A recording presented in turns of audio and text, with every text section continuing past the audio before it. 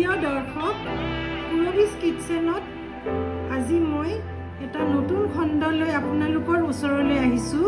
আজিৰ এই খণ্ডটোত মই আপোনালোকক চুজিৰ হালোৱা বনাই দেখুৱাম।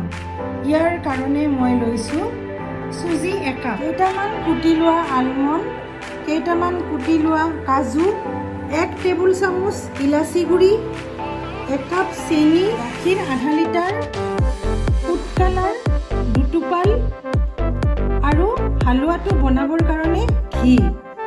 কেৰাহী গৰম হৈছে। প্ৰথমতে মই চুজিখিনি শুকানে ভাজি ল'ম। অলপ ৰঙচুৱা হোৱালৈ সঘনাই লৰাই থাকিব। হৈ গৈছে মোৰ চুজি ভজা। এতিয়া মই গেছ অফ কৰিলোঁ। ফ্ৰাই পেন এখন গৰম কৰিলোঁ। তাতে 1 টেবুল চামুচ ঘি দি দিছোঁ।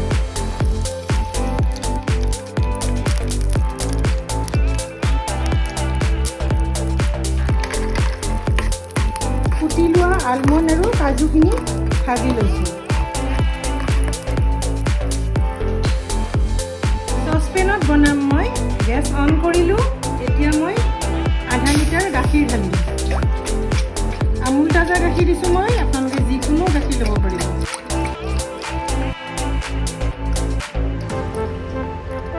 গেছ মিডিয়ামত দিছোঁ। উতল অহালৈ মই মাজে মাজে লৰাই থাকিম। গাখীৰ উতল আহিছে। এতিয়া মই ইলাচি গুড়িখিনি পেলাই দিছোঁ। চেনি কাপ দি দিছোঁ। লৰাই থাকিম 2-3 মিনিট।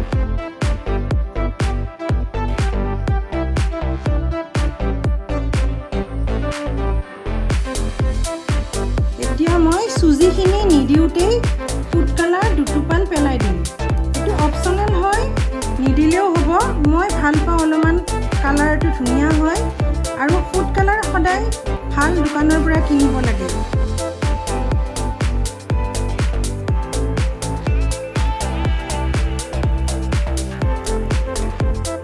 এতিয়া মই চুজিখিনি এড কৰি দিছোঁ।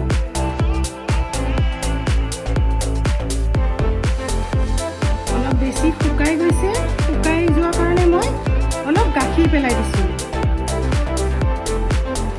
ভজা কাজু আৰু আলমণ্ডখিনি ইয়াত মিক্স কৰি দিছোঁ।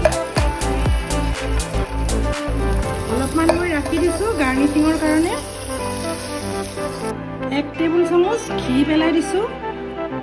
চুজিৰ হালোৱা হৈ গৈছে। গেছ অফ কৰিলোঁ। সৰুৰ পৰা ডাঙৰলৈ খাব পৰা এবিধ সোৱাদ লগা ৰেচিপি।